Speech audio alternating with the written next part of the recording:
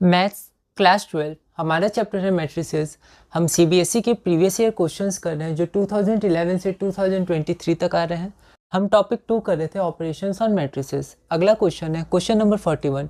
If A is equal to this matrix, B is equal to this matrix and A plus B whole square is equal to A square plus B square, then find the value of A and B. Okay, तो आपको ए और B की value find करनी है। यह question foreign 2015 में 4 marks का आया है, तो आपको इसमें स्टेप्स लिखने हैं और अच्छे से इसे स्टेप वाइज बनाना है।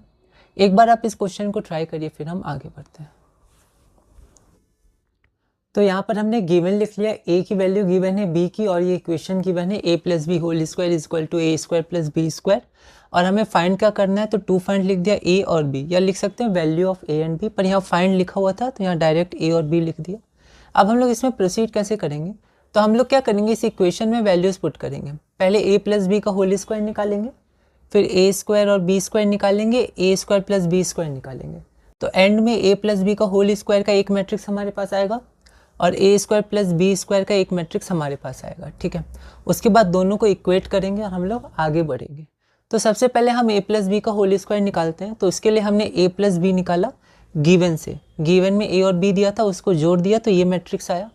पर हमें ए प्लस बी का होल स्क्वायर चाहिए, तो A plus B whole square is equal to A plus B times A plus B. तो हमने इसको सॉल्व किया, तो इसको जब इंटू करें तो आप ध्यान से आगे बढ़िएगा। ठीक है, अब इसको क्या है, इसको हमने रफ में सॉल्व कर लिया। ठीक है, और जो आंसर आया उसको यहाँ लिख दिया, वरना हमें 2 बार लिखना पड़ता। ठीक है, इसलिए इसको तो रफ में सॉल्व किया और यहाँ पर हमने डायरेक्ट आंसर लिख लिया। इसको ओपन करने से और सिंप्लीफाई करने से 2a minus B plus A B minus 2 आएगा।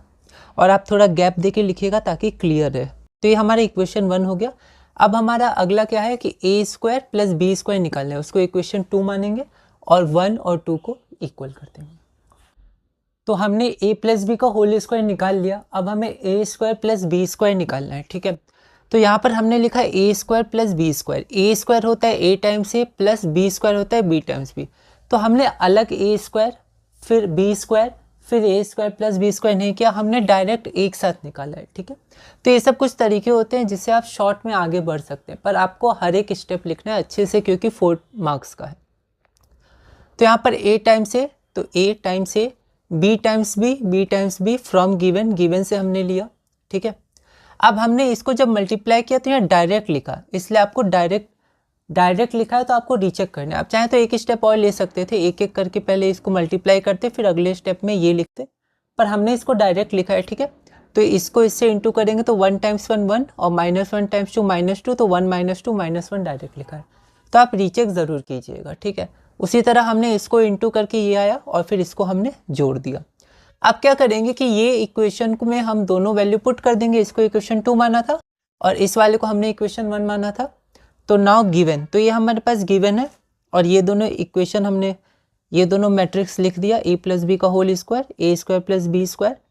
अब हम लोग कॉरिस्पॉन्डिंग एलिमेंट्स को इक्वेट कर देंगे। ठीक है, अब एक बात आप ध्यान दीजिए कि यहाँ पर 2 वेरिएबल है ए और बी, तो हमें 2 इक्वेशन चाहिए, पर यहाँ से हमें 4 इक्वेशन मिल जाएगी। This equal to this, this equal to this, this equal to this and 4 is equal to B. तो यहाँ पर ये दोनों इक्वेशन अगर हम लोग लेंगे तो डायरेक्ट आंसर आ जाएगा। a - 1 इज इक्वल टू 0, इससे a की वैल्यू आ जाएगी, और b इज इक्वल टू 4, इससे b की वैल्यू आ जाएगी, और दोनों इक्वल है तो आप इनसे भी निकाल सकते थे। ठीक है, ये भी इक्वेशन हम लोग ले सकते थे, पर क्योंकि इन दोनों इक्वेशन से डायरेक्ट आ रही है वैल्यूज तो हम लोग इन दोनों से निकाल के आगे बढ़ेंगे। पर इसमें एक तरीका और है कि आप चारों इक्वेशन लिख दीजिए और फिर a और b तो इससे निकालिए और फिर ये भी दिखाइए कि ये दोनों वैल्यूज इस इक्वेशन को, इन दोनों इक्वेशंस को सेटिस्फाई कर रही हैं। एक तरीका ये, पर हम लोग क्या करेंगे इसमें शॉर्ट में जाएंगे, a - 1 को इससे इक्वेट कर देंगे, b को इससे इक्वेट कर देंगे और अपना आंसर लिख देंगे। तो यहाँ से पहला equation a - 1 equal to 0, so a is equal to 1 and second equation is b is equal to 4।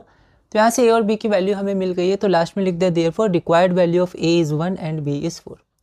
तो इस वीडियो में हमने अपना क्वेश्चन नंबर 41 पूरा किया। अगली वीडियो में क्वेश्चन नंबर 42 करेंगे और टॉपिक 2 ऑपरेशंस ऑन मैट्रिसेस में आगे बढ़ेंगे।